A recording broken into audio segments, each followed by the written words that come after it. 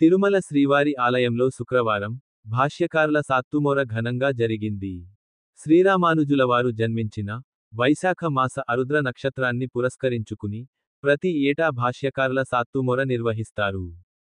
ఈ సందర్భంగా ఉదయం శ్రీ భాష్యకారుల వారిని ఆలయ 4 మాడ వీధుల్లో ఊరేగింపు నిర్వహించారు. ఆ తరువాత నడకదారిలోని శ్రీ భాష్యకారుల సన్నిధిలో వైభవంగా అభిషేకం చేపట్టారు.